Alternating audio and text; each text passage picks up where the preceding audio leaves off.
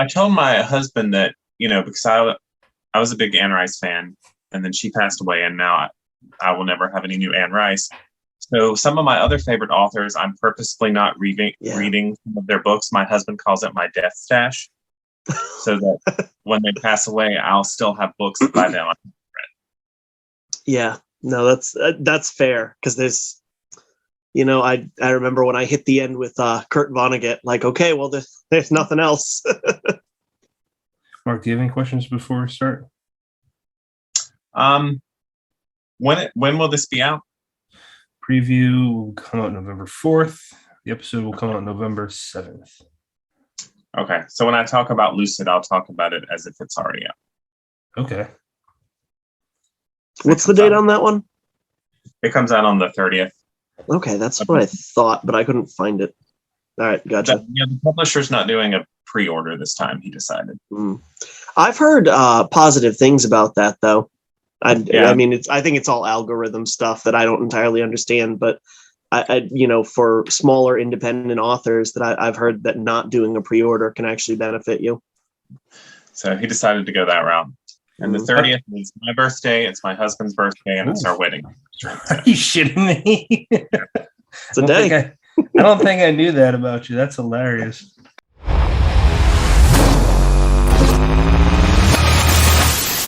Hi, I am Erica T. Worth, author of the Indigenous literary horror novel White Horse, which is out now with Flatiron Macmillan. And it is about Carrie, who is an urban Indian woman who loves heavy metal and loves horror, but despises her mother because she believes that her mother abandoned her when she was 2 days old. And when her cousin Debbie discovers an ancient bracelet of her mother's, and Carrie touches the bracelet, her mother's ghost begins to haunt Carrie, and a monster invades her dreams, and Carrie decides that she needs to find out what happened to her mother after all. And some of the inspiration for this novel is urban Indian life in Denver, Colorado. And it's also just, my love of heavy metal and horror, which was something where I went to school in Idaho Springs, people loved. And it's also a love song to old Denver.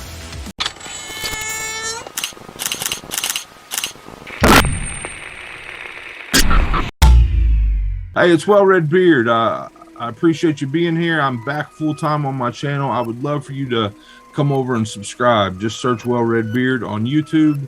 I delve deep into horror. I've spent the last 3 years reading a ton of independent small press horror. There's treasure to be found there, and I go out there and find it for you. I'm not afraid to tell you the books that aren't great while telling you the books that are great. I don't break hearts or hurt feelings, but if a book doesn't work for me, I will tell you that, and I'll tell you why. I'm on a new mission now to go back and dig into some great horror from the 80s and 90s. I'm working my way through Robert McCammon's books. I'm going to look at all of Peter Straub's work. I'm going to do Brian Keene. I've got aspirations to go back and do J.F. Gonzalez, a lot of the greats, so you have a good idea of where to start.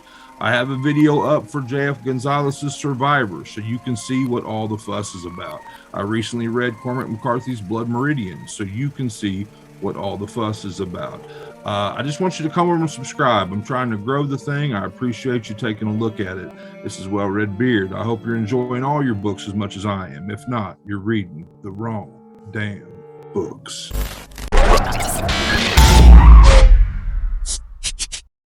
Welcome to Dead Headspace. I'm your host, Patrick R. McDonough, joined always by my co-host, Brennan LaFaro. Say hello, Brennan. Hello, everybody. And today we're joined by the author of Lucid and The Advantage.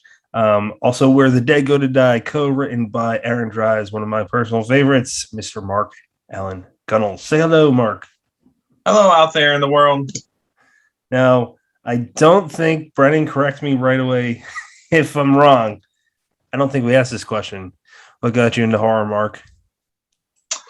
I don't know. I would almost say I was born into it. I grew up in a very permissive household where I never really had any limits on what I watched or read. And I have a memory of watching the original Salem's Lot miniseries when it first aired. I was 5, but I vividly remember watching it with my family. And then I think I was around 10 when my mother let me watch some of The Exorcist And I feel like that stuff stuck with me in a way that other stuff I watched did not. And I just kind of became addicted to it. And so when I started reading, that's what I gravitated toward. That's really interesting, because we talk to so many authors who it almost seems like their trajectory is formed because their parents are permissive, or their households are permissive in terms of reading. It's a book. How bad could it be? But maybe almost kind of stifling in terms of movies, whereas you were allowed both. And I wonder if you did start coming to like literature a little bit later because you were allowed to kind of get your horror fix in a more accessible visual medium. It's possible. I also grew up in a family where there weren't a lot of books in the house. But movies, and I used to, because I'm old, and I used to go to the little theater in town and watch all the new Friday the 13th and Nightmare on Elm Street and Halloween movies back when they would let a 12-year-old in to see those movies and not ask any questions. So I was just seeing all of those, and really it was I discovered reading because I just kept seeing all these Stephen King movies. And I'm like, I want to go to the source. And I started going to the public library, and just once I got into reading, that just took over everything.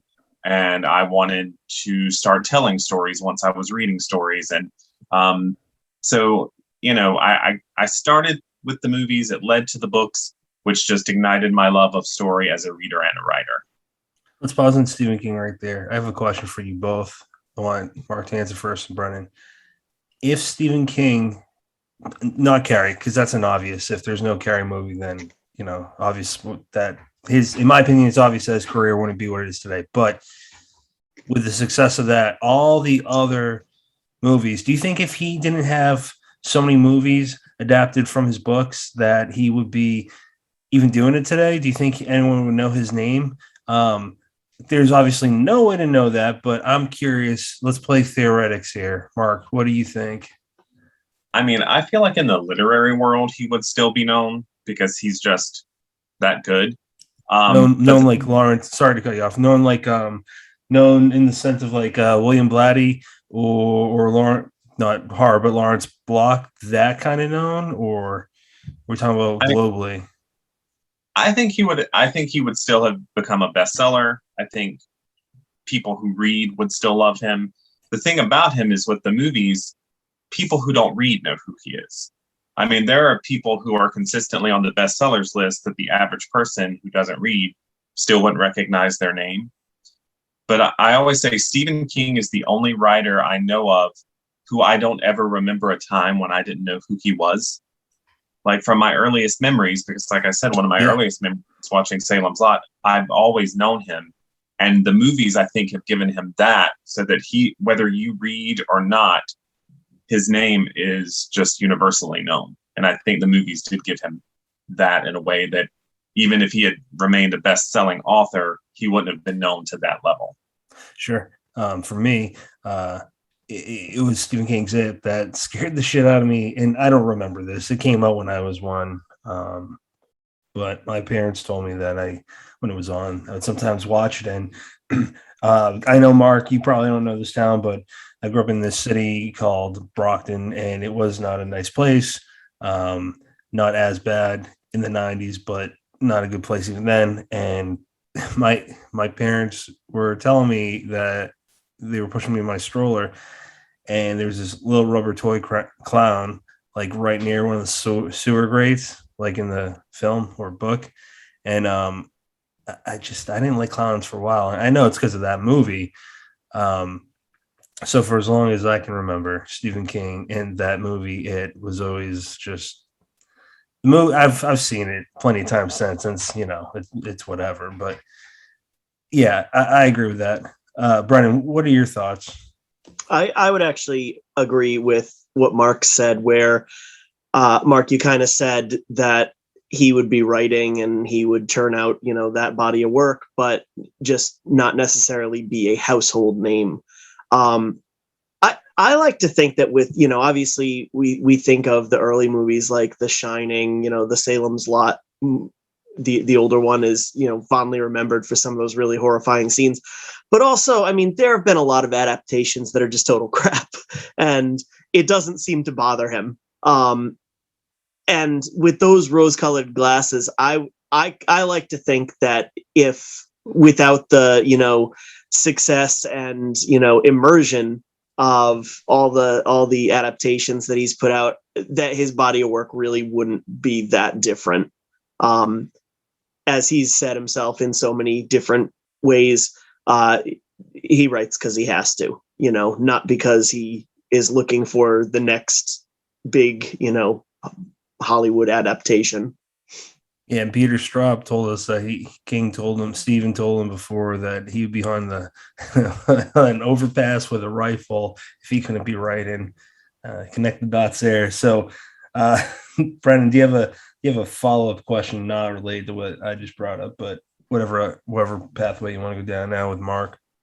Yeah, and Mark, you were talking about, kind of turning to a love of reading, and then from there turning to a love of or a desire to write and to tell stories. And, it makes me think of something that, Joe Lansdale said on this show before, that I'm putting words in his mouth, but he said that, he doesn't necessarily consider himself a writer so much as a storyteller.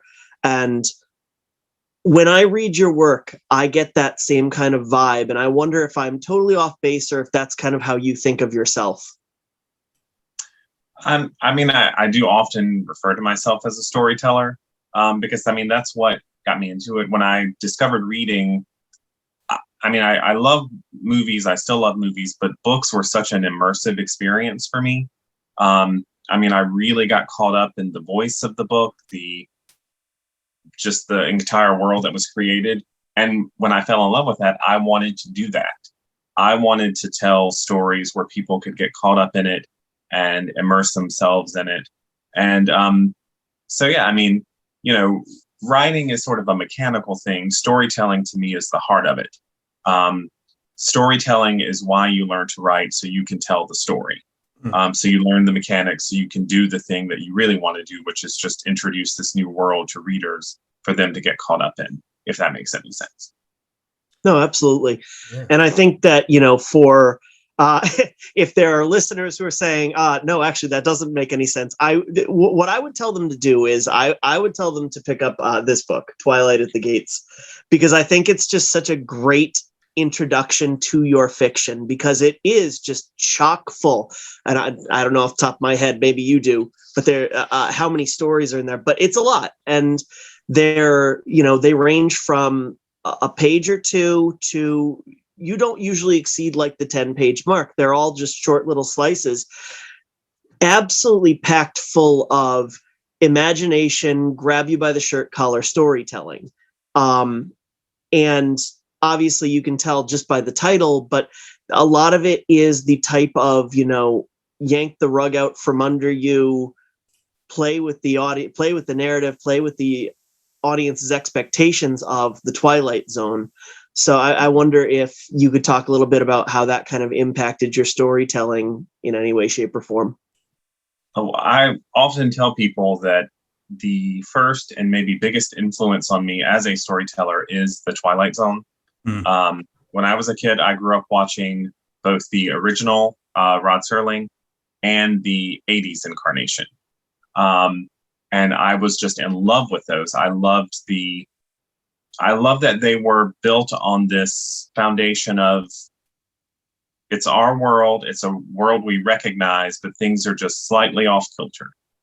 And that to me is what really gets me about horror. It's like, you ground me in a world I recognize, but then you just introduce that little wrinkle that makes things just slightly askew. And then things start kind of sliding off from there. So I definitely, especially in my short fiction, I feel like that influence is very obvious to anyone who reads me. I love the kind of storytelling that I learned from the Twilight Zone. And with that collection, Twilight at the Gates, the publisher specifically asked me, because he had read some of my work, if I could do a whole collection of stories that sort of had that feel. And I'm like, that's not going to be a problem for me, because that's almost all of them.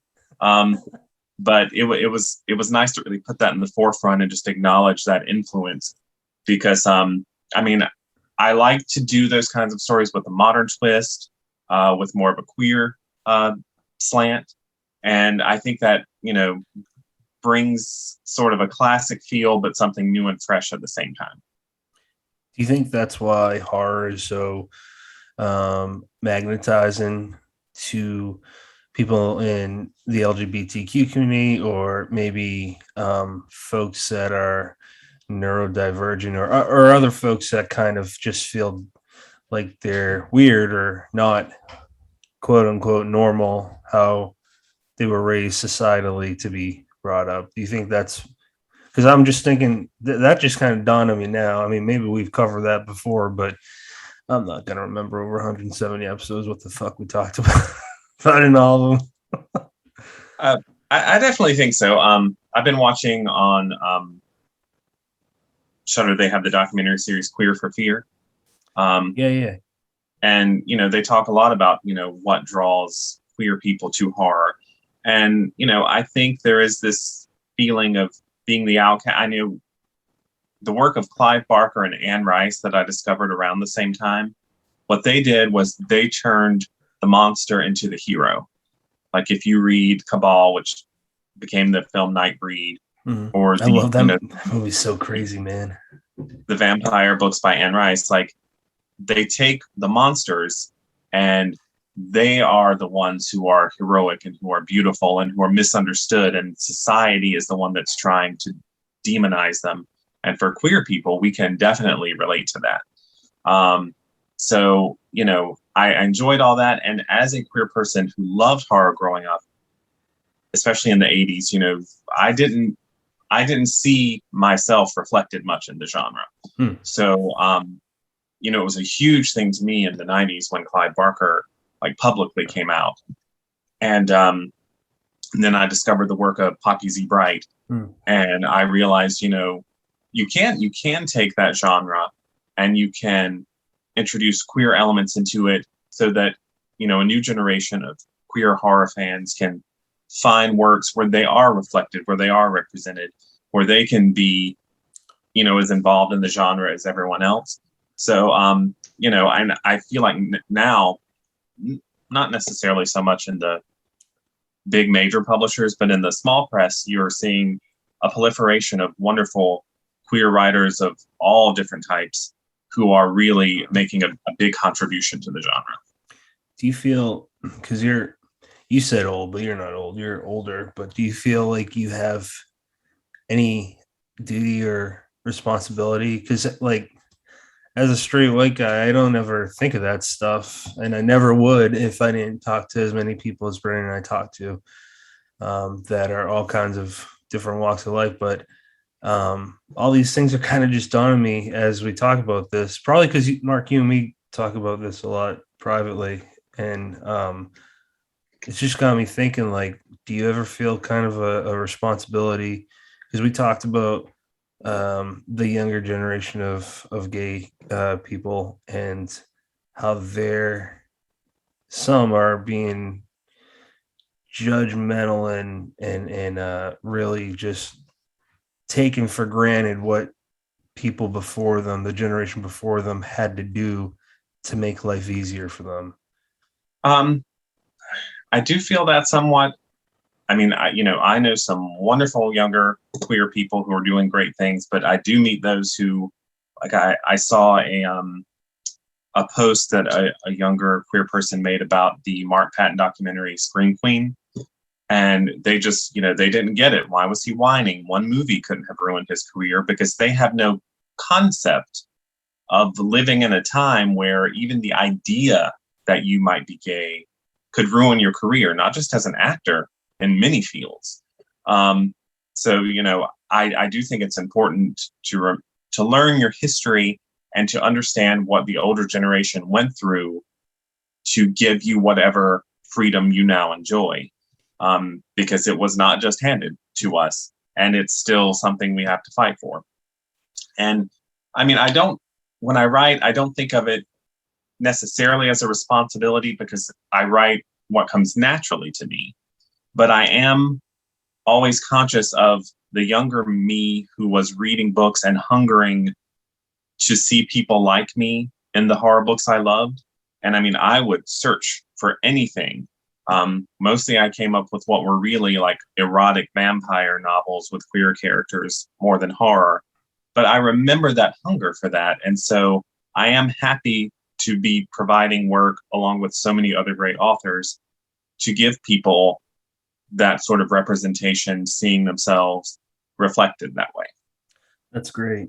That's really great. And I just have one more point, and it's fading away.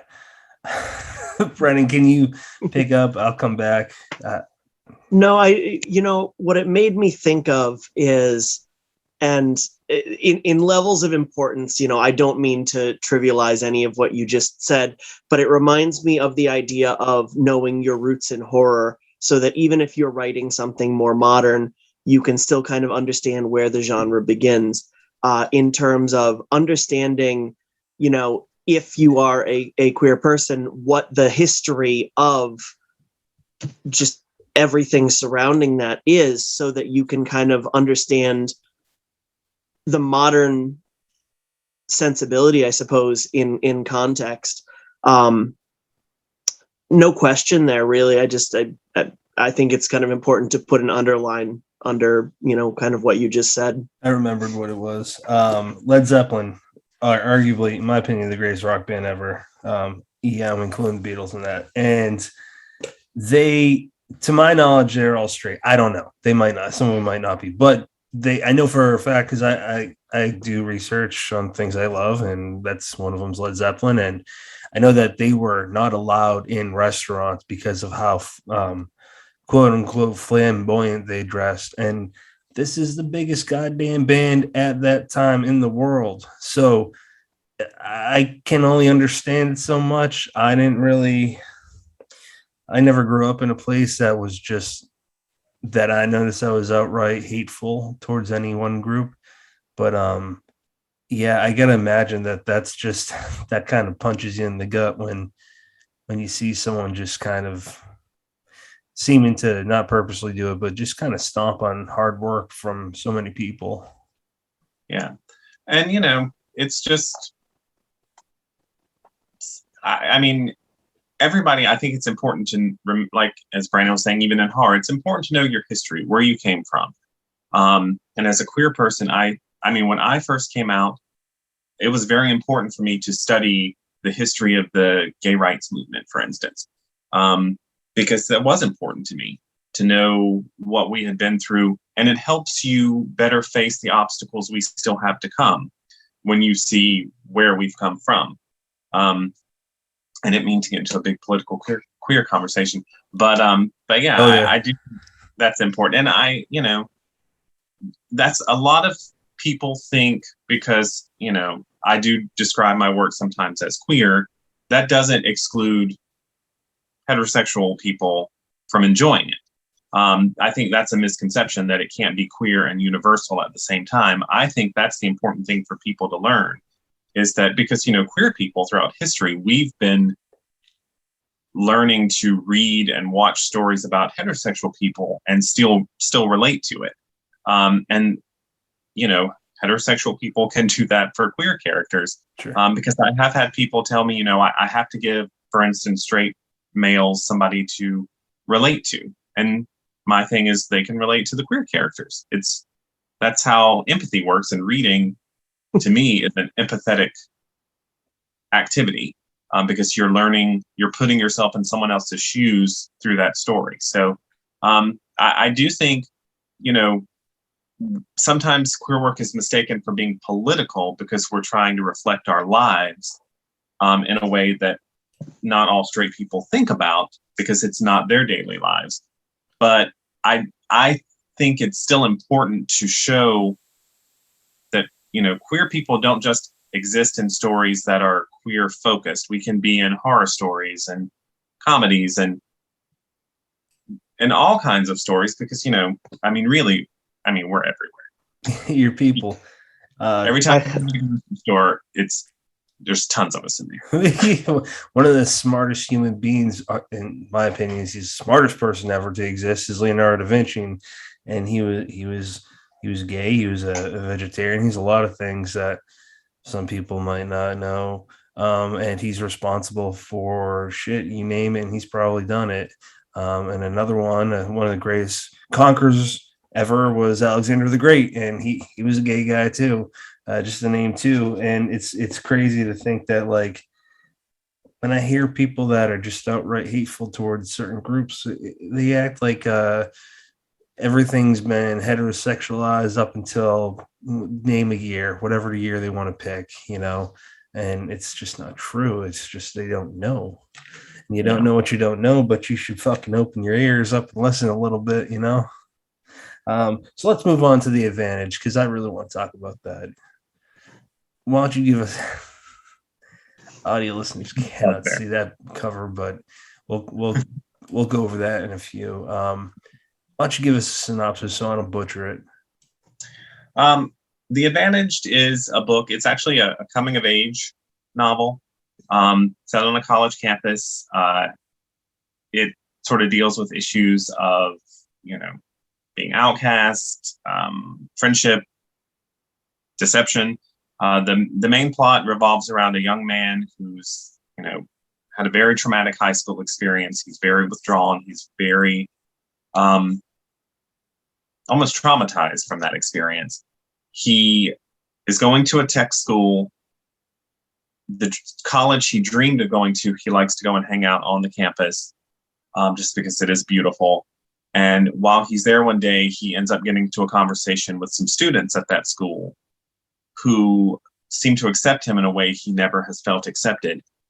They just naturally assume, because he's there, he is also a student of that college, and because he thinks he's never going to see them again, and he's sort of enjoying the idea that they think he's one of them, he just lets them think that. But then he ends up getting sort of interwoven with these people. He ends up sort of falling for one of them, and now he's trapped himself in this lie, and he's trying to find a way to get out of it while doing the least amount of damage possible.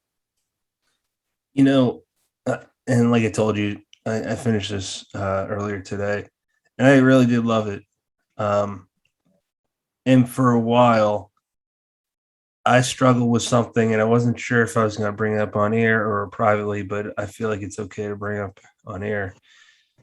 I figured, what the hell's the big deal? You're putting a lot of pressure and emphasis on, it's basically the center of all. It's what causes all the issues. And I struggled with figuring out or trying to realize why it was such a big deal for a while, but then it kind of all made sense, because you got to go back to realize his age.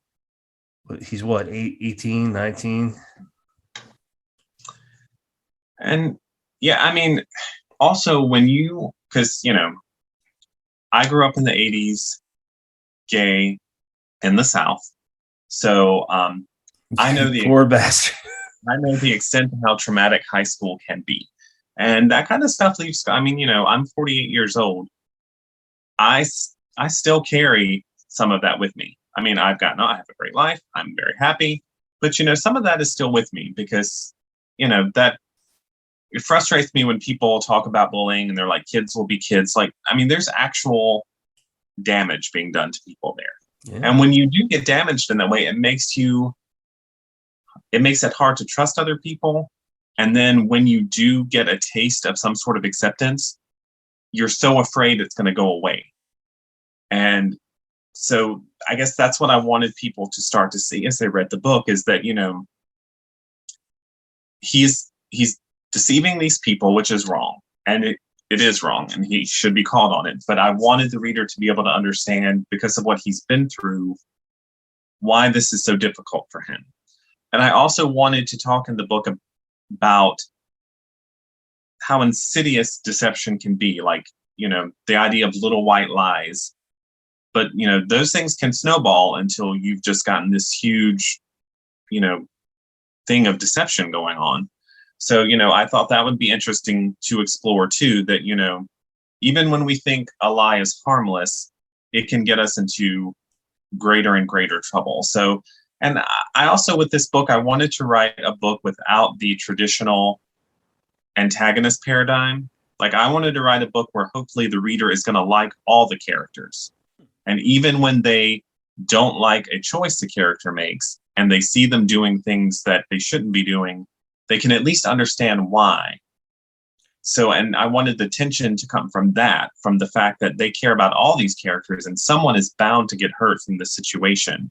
And that's where I wanted the narrative tension to come from.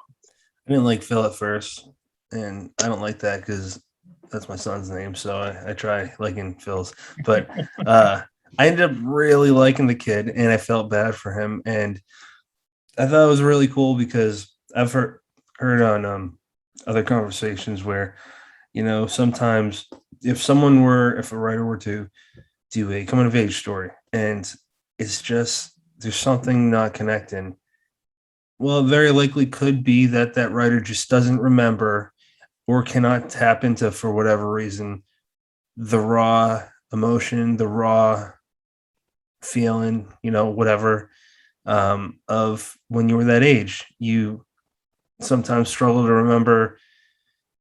For example, when I was 18, my first girlfriend, there were plenty of like gut feelings I said, I should probably not be with her. And it bit me in the ass in the end, but I would have known that now, you know, if I was single or whatever, or when I was older. But as an 18-year-old, that was the first girlfriend I had. There's like kind of blinders on. And that's definitely what was happening. And what I thought with your main character, Silas, what I thought was really cool, and tell me if I'm spoiling anything that you want, not spoiled, but I thought it was really awesome how you had basically everyone eventually come to terms with a maturity point where some are like, oh, I can't be friends, and they were kind of, it was developing the character. It had an arc, not for 1, 2, or 3 characters, but for many of them. And I don't see that in a lot of books, which makes sense because they just kind of had this lens of just focusing on this period of time. But it was a short period of time in this story, and yet there's still an arc there with at least 6 or 7 characters, and I thought that was really cool. I appreciate that. That was one of my, I guess, if I want to say my biggest worry when I started writing it, was because I did have so many characters, but I wanted them all to I wanted them all to be very distinct and have their own personalities, but I wanted the progression of them all to feel authentic. And I mean, to your point, I guess I do feel like, especially when you're that age, everything seems so intense. Everything seems so life or death. And so that can lead to some very intense conflicts. But I find that, you know, over time, those things can mellow, and you may never really be friends with that person again, but you can get to a point where where you recognize you did some things wrong, I did some things wrong. We don't have to carry this like torch forever. I wanted to keep one character, at least, that wasn't going to let go of it, because there are people like that too who will carry something forever. But I wanted them all to feel authentic. And I mean, the way I write, I just kind of throw myself into it. I get to know the characters, and then the story tells itself, because as I put them in situations, I feel like I then know this is what these characters would do in this situation. And that helps me figure out the trajectory of the story. Yeah, it was really, you know what, like you just covered a lot of things that I thought was also wonderful about the book. How it just covered, I'm sure, you know, a lot of books do this, but for this one, it just felt kind of special because you really just had a time capsule of a period of a college kid's life, and there's just so many emotions going on. And on top of that, another aspect I thought was neat was with the father, Silas's father, how they live in a trailer. But, you know, like typically when you read stories with families in trailers, they're like cliched as trashy white trash, you know, and these guys were just the mom passed away. The father is just super, like, dude, he's so cute. He's adorable. And Silas and Chris, the main character, and his boyfriend, I kept telling you that they're adorable because they are, man. Like they're the kind of couple that, and talking to you about, you and your husband, it sounds like they're like you guys. And it's just a kind of couple where I just kind of get like teary-eyed because it's like pure love. And it's just really refreshing. You see a lot of shit in the world, be on social media or news or whatever, and you just want to get purged with something adorable.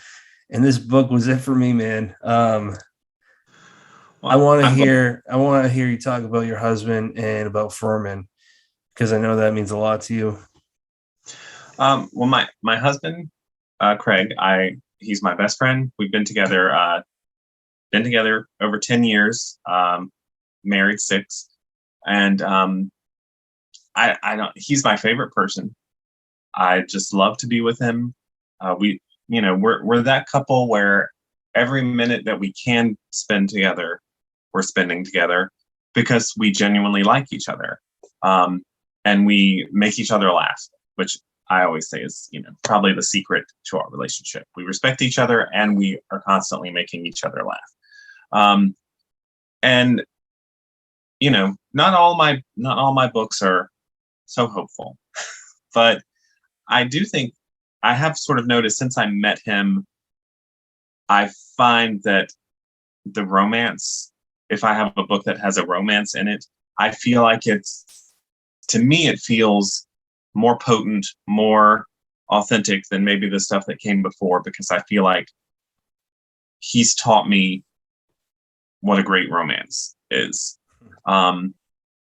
And so when I write a book like this, or I had a book a few years ago called 324 Abercorn that was a horror book, but it had a romance subplot. I like to write them, create these characters that complement each other, that make each other laugh, and then I kind of fall in love with them falling in love. And then it's really fun for me to develop those relationships. But yeah, and I always say my husband is my inspiration for everything, just because he's very encouraging. He's very supportive of my writing. So I don't know. I feel like he's always kind of with me on my shoulder, just inspiring me to work better, do better, work harder on my craft. It's probably because of how well we've gotten to know each other, but you don't have to answer this, but that's why I'm really hoping there's a sequel, because I want to see what happens. I want to know what's next with Silas and Chris. And you could just say, well, we'll never find out. And that's my personal takeaway from it all. Well, I don't have any plans for a sequel, but I've never written a book or I planned for a sequel. And yet I do have some books that have sequels. So at some point, if an idea comes to me, because, my characters, feel very real to me, like not in a crazy way, but, when I'm writing them, like I know they're not real, but when I'm writing them, they feel very real to me. And so they linger with me. And then, I may just years from now be thinking about those two, and an idea of where they might be may pop up, and and then I'll just go with it. That's how it usually happens. I've never purposely written a book already with the sequel in mind, but because the characters sort of live on for me, sometimes they happen.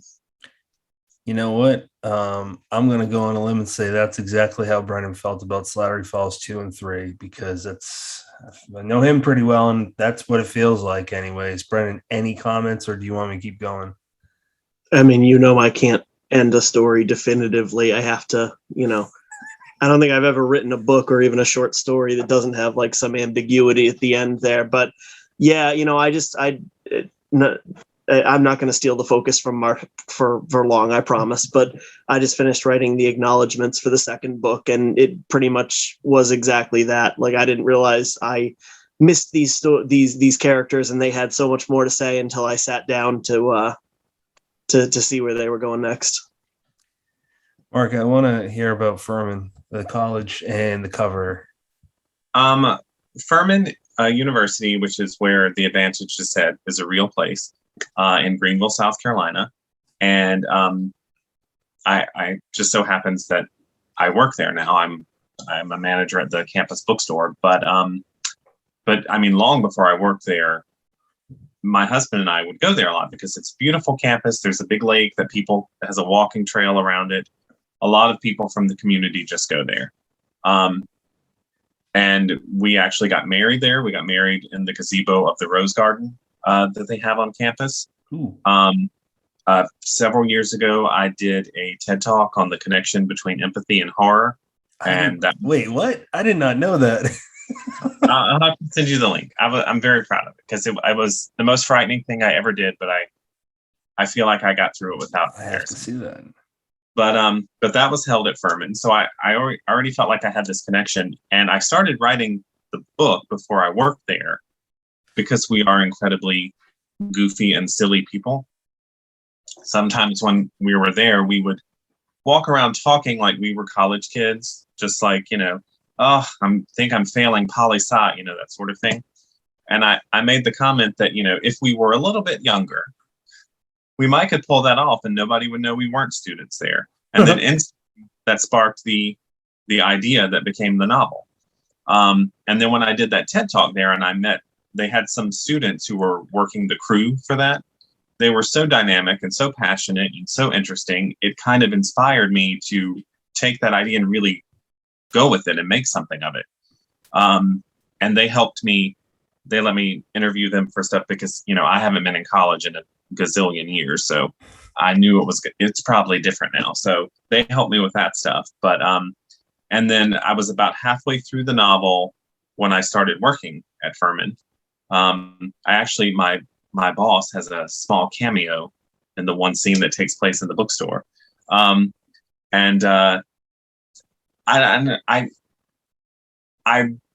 do love that campus, and I always set my books in real locations that are local and usually places I love, and I kind of pour that love into the book when I'm writing them.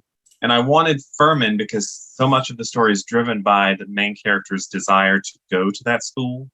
I wanted to show how interesting and dynamic and exciting, college life can be that would make him want to be part of that. So I almost wanted Furman to be a character in its own right. Am I mistaken, or did that work its way at least partially into When It Rains as well? Okay, yes. When It Rains was originally set at Furman in the bookstore where I work, but because of the nature of the story, I kept changing geographical points. Like I need these two buildings to not be connected. I need the dorm to be somewhere else. So in the end, I decided not to call it Furman because I was changing so much. So I renamed it Friedkin University. I had to keep the F because I had an FU joke in there I didn't want to lose.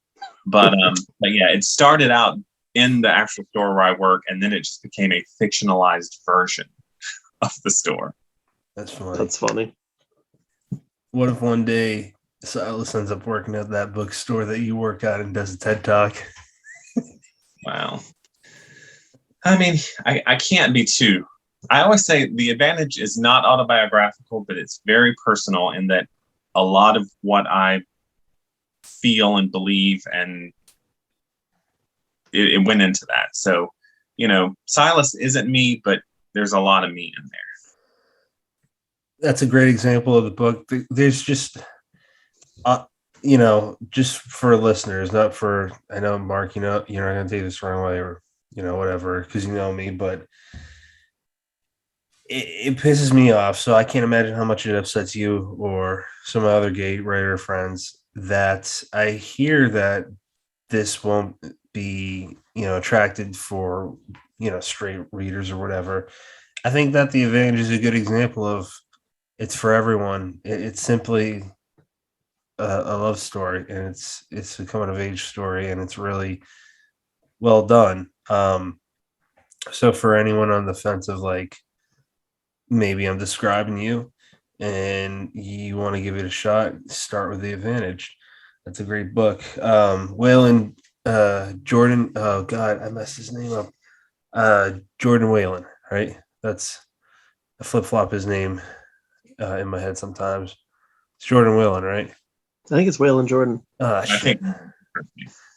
Okay, my apologies. Yeah, it is Waylon Jordan. Yeah.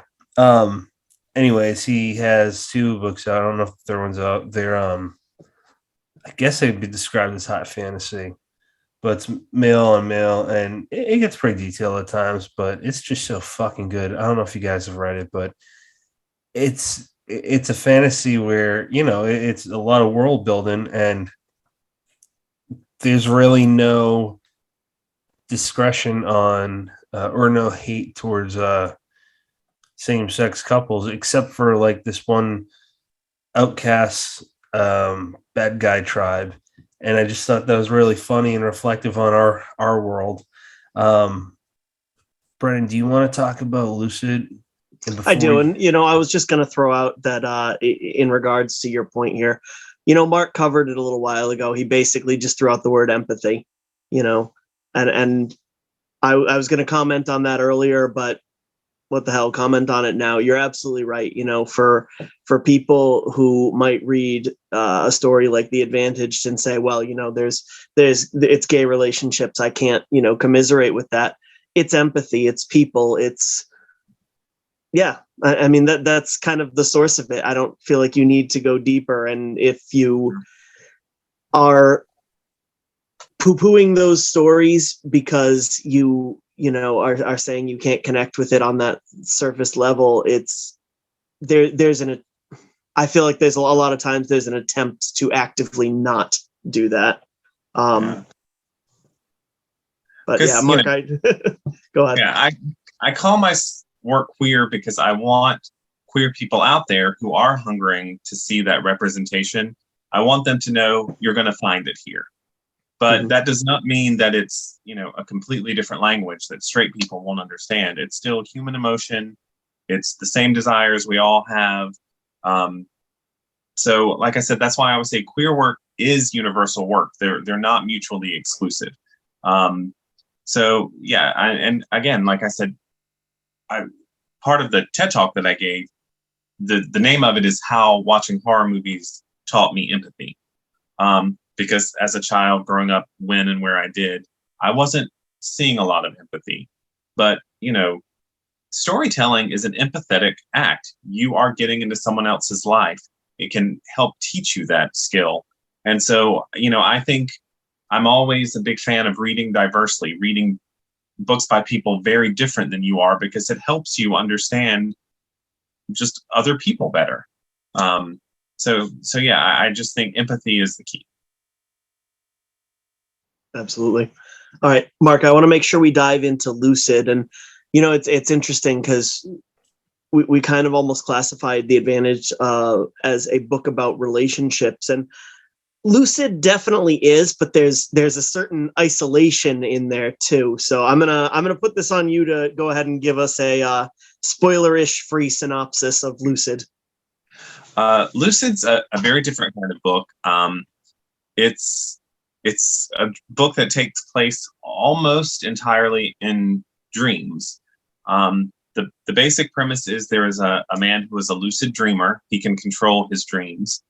And he has a life that he finds, let's just say, less than satisfactory.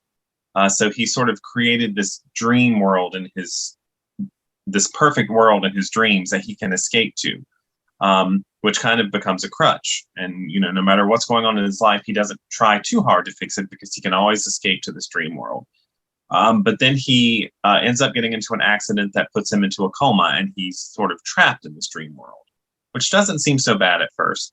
But then the dream starts to turn on him, and he's got nowhere to go because he's sort of stuck in there with these figures in his dream that are now turned against him. So it's kind of a fantasy. And, you know, it was just such a weird experience, but in a wonderful way, writing it, because I wanted it to have sort of the disjointed, surreal nature of a dream. since so much of it is about dreams. And the writing process was the most unstructured thing I'd ever done. Sometimes I would come in here and sit down with no idea what I was going to write that day, like no idea what the scene was going to be. I would just start typing and see what happened. And, you know, that on the back end, that required a little bit more editing to make sure things aligned and sort of flowed smoothly. But like I said, I wanted it to have that weird, disjointed, surreal sense of a dream. Now, I think lucid dreaming is such a fascinating phenomenon. I'm curious what piqued your interest. And in regards to, I'd really love to hear you wrap this into kind of the free-flowing nature that you took a lot of the draft with, but the kind of research involved with this book. Well, I've also always been fascinated by lucid dreaming. I'm not a lucid dreamer.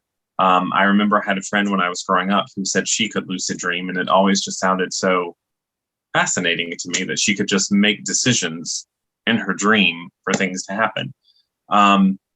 Because, I mean, dreams fascinate me anyway, because it's like these weird stories our subconscious tells. And, you know, sometimes they make absolutely no sense, but when you're in the dream, you don't recognize that. So talk about suspension of disbelief. Sometimes it makes sense, though. Yeah. Like, so I'm fascinated by dreams, but lucid dreaming fascinates me because I love the idea that you could, and, you know, I love the Nightmare on Elm Street movies, particularly the Dream Warriors, where they sort of had their own dream powers, where they could sort of control things to a certain degree.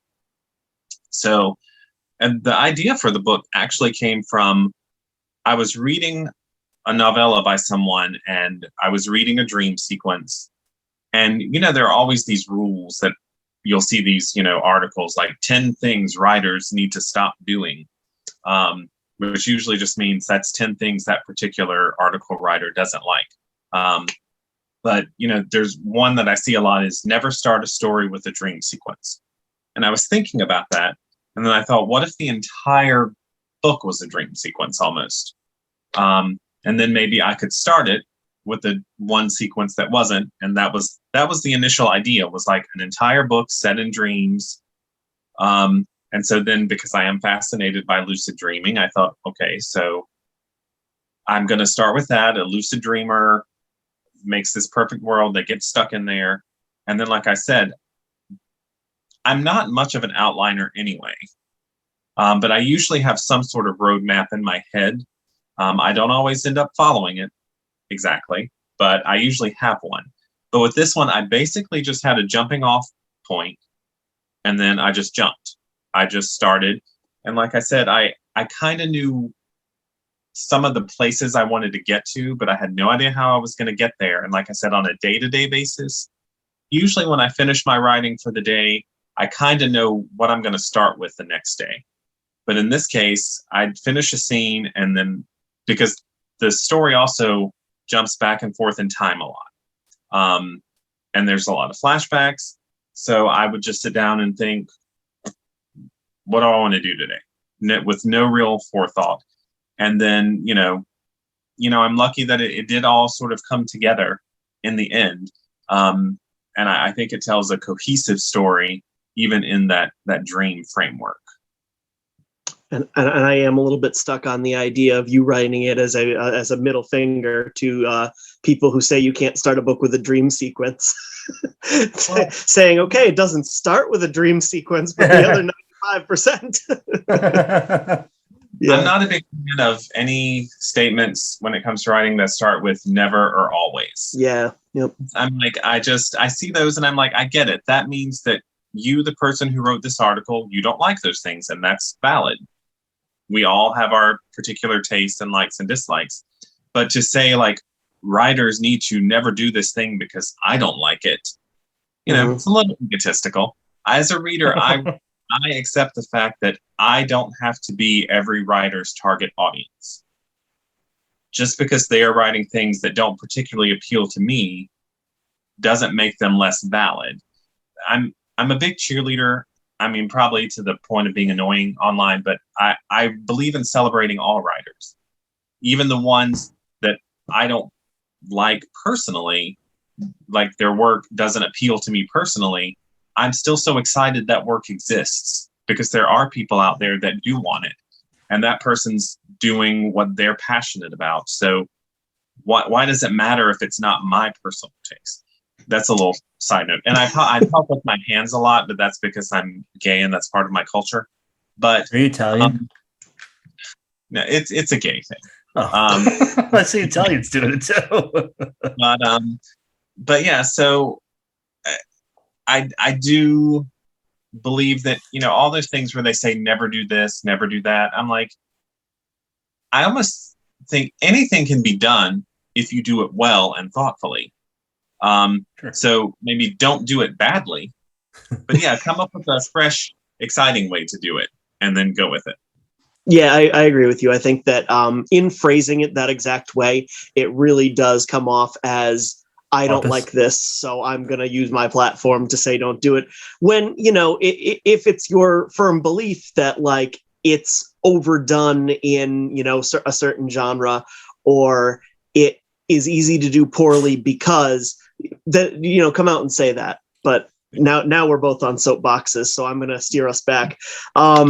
So, all right, I want to ask you a question, and I would love for you to answer it. But if it delves too far into spoiler territory, Patrick will cut it. I still want to hear the answer. So, that's my cut. Around fart. Around 25%, 30% into the book, it takes this hard turn into questions of ethics and morality that I found absolutely fascinating. And I wondered what kind of spurred that on. I mean, really, it just sort of organically happened because, like I said, I didn't have a real roadmap when I started. I just wanted to see where it would take me. And once I started and I started putting the characters into these situations, I realized, oh, these are the ramifications of what's happening. If this is what this character is doing, and this character doesn't like I don't want to get too spoiler either, but it's hard, but I realized when I started creating that part of the book that I'm like, this is a really sensitive subject because he's treading this line just because he's in a dream. Is it still, ethical what he's doing? And then I'm like, well, I can't, now that I recognize this, I can't not acknowledge it in the narrative itself. Mm-hmm. Like, if I recognize it, the character has to recognize it, and then there has to be some discussion on that, and that actually has to now become part of the story, because it would be almost irresponsible of me to introduce that and then not really deal with what it means. So for people who haven't read the book, that might not just make any sense. So now you need to go read it so you know what I'm talking about. Oh, I think that's a great selling point, is the conversations and the offshoots into morally gray territory. I mean, to me, that's kind of what makes this book, because once it takes that turn, everything becomes very, very interesting, considerably even more interesting from there on out, because the stakes just change. Again, I call it a hard turn because it really just throws everything for a loop. And I think that I took your vague speak and I think I'm compounding on it. So I'm just going to leave this line of questioning with saying the book is out now as you listen to it. It's out through Valhalla, and you should absolutely read it. One thing I also wanted to ask you, as far as you every time we have you on, we manage to somehow get into you putting yourself into your books in some way, shape, or form. Rude. But I wonder if, you talk about a lot in this book about, Jimmy's kind of high school experience and wanting to escape it. And as a gay man growing up in the South in the 1980s, is a lot of that kind of pulled from your real life experience? I mean, it is. I mean, Jimmy is a very different person than me. We took our experiences and went in completely different directions with them. But yeah, I mean, as I talked about with the Advantage, high school was very, very rough for me. I usually describe it as traumatic. It was not anything. There was no, I do not get people where high school was their golden years. I'm like, more power to you, but we were on different paths. So a lot of that did go into this book because a lot of that informed the person he became. Because, it's almost like a but for the grace of God sort of situation. Like, I had a really rough time, but, luckily I found some good friends. College was a much better experience for me, and helped me gain a lot of confidence back and develop some social skills that I did not develop in high school. And so it sent me on a more positive trajectory. But, that doesn't happen for everyone. Sometimes that stuff can really cripple you, and just start compounding. And I wanted to explore that side because, that is a reality for a lot of people too, who have those sorts of experiences. And so I definitely put a lot of that in there. And Jimmy isn't always what I would call the most likable character. But I think a lot of times when I hear people say, oh, I can't relate to that character because they're not likable. I mean, the fact of the matter is all of us at some times in our lives aren't terribly likable. And we don't always want to admit that. So I feel like sometimes that's the big pushback from unlikable characters, is that sometimes maybe more than we want to admit, we can at least a little bit relate to them. So, but like I said, if I have somebody like that, I want to give you the understanding of this is what led to how he is now. Not that Jimmy doesn't have redeeming features, and I like him as a character because I can understand him and the journey that he goes on to get to where he is at the end of the book. But yeah, I definitely, through a lot of my own sort of high school turmoil, growing up gay in the South in that time period, and put that into the book. Yeah. The one last thing I want to throw out to sell people on it is you mentioned that it definitely fits to a degree into the realm of fantasy. And a lot of the scenes you crafted, places that Jimmy kind of creates in his dreams, are just so wonderfully described. I couldn't help but thinking when I was reading it, they used to say that Stephen King's The Dark Tower was like unfilmable. And I don't know how this comes off as a compliment. Maybe it doesn't, but I remember reading the book thinking this book is unfilmable. Or at least, not without copious amounts of CGI, but there's just so much, there's so many like big breathtaking scenes that you conjure in the imagination to really sell this dream world. And I thought it was very, very nicely done. Well, thank you. And that was something I did want to, because, dreams can be limitless. So I wanted to have some sequences that were just big and, we can go visit the lost city of Atlantis if we want to. Poseidon can come up out of the ocean if he needs to. And then I also had fun doing things like, since he was creating this world, taking images from popular culture and, having, his dream kitchen look like the kitchen from Family Ties, or, like that. Because, it's a dream world. I wanted to do a mix of a lot of different things because, some dreams you can have dreams that are very mundane and you're just at the grocery store. But then you can have these amazing dreams where just there are limitless possibilities. So I did want to get that in there. And I really appreciate that. Right? I'd like to hear about the article that you sent us, the one talking about Clive Barker. Well, I mean, Clive Barker is a hero of mine as a storyteller and as a gay man.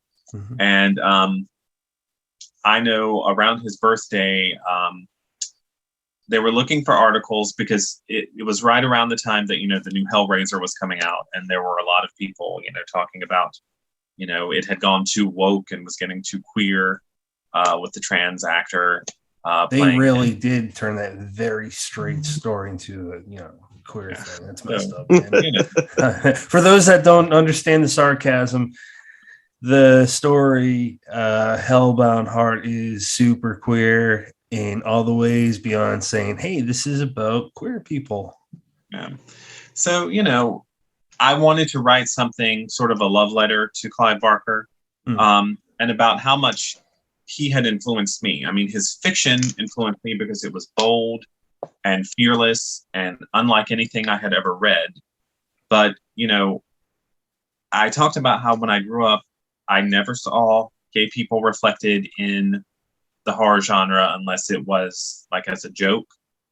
That's sad. Or something. That's fucked up.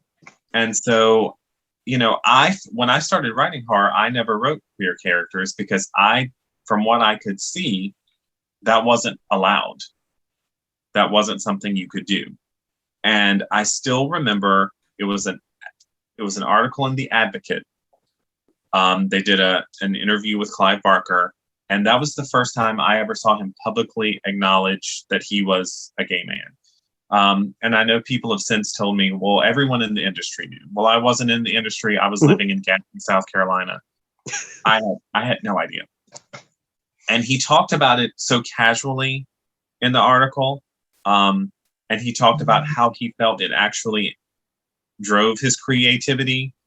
And, that was such a big moment for me because I'm like, here's a very prominent, well-known writer-director who's published by a major publishing house, and he's just being open with it. And then shortly after that, he released a book called Sacrament, which had a gay protagonist in a major mainstream horror novel. And not only was the character gay, but so much of that book dealt with the sort of gay experience at that time, particularly in the time of, the height of the AIDS crisis. And, it made me realize I almost immediately started writing stories about queer people because it was like it opened a door for me that made me realize there is a place at the table. And it helped me because when I started publishing, I did meet some publishers that thought, no, we can't publish anything with queer characters because our straight readers won't read it. And it helped me, not doubt that this is what I should be doing. And then, of course, I met many wonderful publishers who are completely open to that. But, Clive Barker really gave me a lot of strength and courage because he was so strong and courageous and still is. He's just an icon to me. So I wrote that article that appeared in the Ginger Nuts of Horror just to express how much that meant to me and how much that helped me as a storyteller and as a gay man. It's awesome. I really hope that, that helps even one person that might be struggling. I know you do it for I'm assuming for yourself. That's why I do it, the writing thing. But that'd be really cool if you found out if that helps someone down the line, man. Let's jump to where can people follow you? I'm in all the traditional places. I'm on Facebook, Mark Allan Gunnels. I'm on Twitter at Mark A. Gunnels. I'm on Instagram as Make Reading Cool Again, where I just post pictures of books. I have not joined the TikTok revolution, so I'm not there, but I have an Amazon author page. I have a very sporadically updated blog at markgunnels.livejournal.com. LiveJournal that tells you how hip and with it I am right now. But I'm most active probably on Facebook and Twitter, and I'm always talking about my books and books by other people and books I love and books people should be reading. So if you love books, come on in. My wife asked me, who do you have on every now and then? And she asked today, and I told her you. And when I told her your surname, she's like, oh, no, I've never heard that one before. I stopped and thought about it, and I haven't either. Gunnels. What's that background, man? I'm not gonna lie. I don't really know. I haven't done much. Looking into my past. I think maybe it's a German derivation. But not 100% sure. There are some other Gunnels around the area where I live, but there's like two camps. There's the Gunnels with two L's, and then there's the Gunnels with one L. And we're a different tribe, but we're both Gunnels. But Gotcha. it is. Most people pronounce it Gunnells, and I've just learned to accept it. But yeah, it's not the most common name, but I'm not entirely certain where it comes from. Okay. What are you currently reading? I just today finished Fairy Tale by Stephen King. And I started Black Cardinal by Robert McCammon. And because I'm always reading print book and a digital book, I just finished Sapphire Sunset by Christopher Rice and Rice's son. And I am now reading a Halloween novella called Hell Night in Hopewell by Wofford Jones. What'd you think about Fairy Tale? I haven't read, by the way. Brendan has. It looks amazing, but I can't add any more books. It feels a little bit like two books that were sort of stitched together. Really? And I did kind of like the first book a little more than the second book, but I like both books. But it takes a turn about halfway through, and like it does almost become like a completely different book. But like I said, I like both of them. Brendan, what are you currently reading? I am reading. Oh, I have The Good House by Tananarive Due going. And I'm still pretty early on in that one. But the one thing that grabbed my attention right off the bat is when I started writing, I used to sometimes do this device that I would see King use every once in a while, where you almost kind of forecast what you're going to do. Like, it was the last time, he would ever see her or whatever. And it's hard to do well because it's just obnoxious. And she does this in the opening chapter, and she does it so fucking skillfully. Like, I don't think I've ever seen anybody do it quite like that, because all it serves to do is ramp up the tension in that opening chapter to this like unbearable degree, and then fireworks. What an opening. And like I said, I'm working very slowly through it because I'm reading like 30 other things at the same time, but I'm loving it so far. She's so good. Yeah, excited to have her on. Last night, Mr. Glowbones by Ronald Kelly, because as we record this, it is October 27th, and I needed some Halloween short stories. Patrick, you'll appreciate this. Just before we got on tonight, I was reading the story Pins and Needles. You remember that one? You got to remind me, man, because at this point, I've read so many short stories. That's the one with the guy who shoves razors into candy bars. Yep. Yeah. Oh, that's a tough one. That's Yeah, that got me. That was the opener for oh my god, dude! Please help me Essential out. 6 stuff. Yeah, Christ. Yep. Yeah. So what am I reading now? Yeah, that one got me real good. It's weird, like reading certain types of whatever story it is. In our case, horror, and then you just talk to the creator, and you're like, huh, it's very interesting. How you can be so nice and sweet and stuff, but like write something so sick. And it's not a knock on Ron or anyone that I do that shit. I mean, all of us here do that, but it's just really interesting how different they are. I just started Wayward by Chuck Wendig today, and I haven't gotten too far into it, but for those that may not know, it is the sequel to his book that came out 2 years ago, I think. Was Wayward out in 2020? I want to say Wanderers came out. I think that came out before the pandemic hit. That might have been 2019. Okay. So it's a sequel to Wanderers. I think a good comparison would be Swan Song or The Stand. It's just in both page count and epicness, and I really loved Wanderers. I'm too far. I mean, I'm too early in. I'm only 2% in for Wayward, so I can't really say this or that on it, but I'm enjoying it. And then another one I keep going back and forth. Have to pause it a few times just because I got to catch up with the guest that we got on. Is Wiley Young's upcoming book. I'm not even going to pretend I remember the title. I forget, but it's the sequel to The Black Magpie, which that first one was an incredible Western novella. Second one is For a Few Souls More. Thank you. Mark, do you have any final thoughts? Fart sounds or I think I'm refrain from that. But he's much more classier than I or Brennan.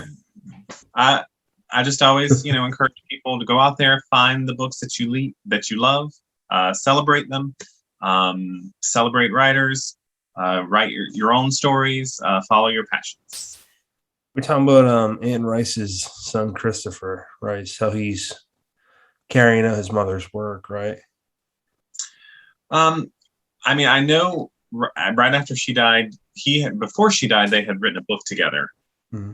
And then shortly after she died, they released another book they had completed together.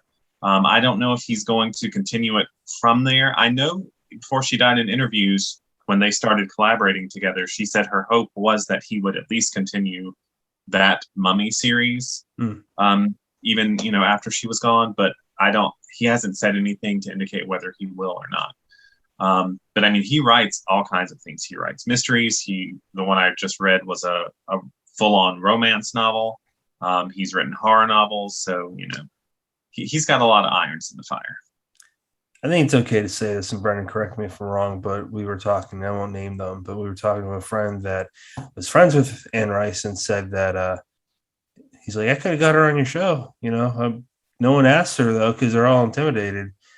And had I known that, we would have had her on like 2 years ago.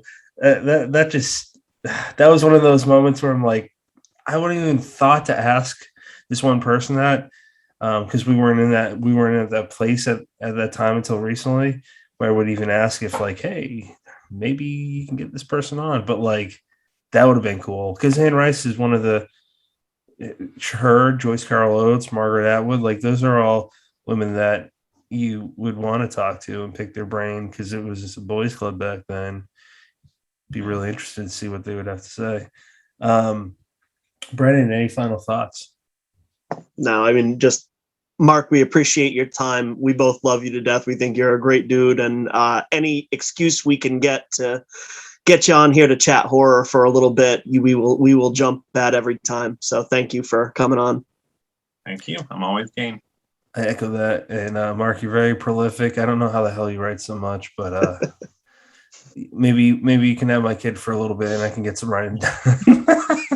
I mean, it does help that I don't have kids. I won't lie. Listeners, next episode is 171 with wow, that was weird.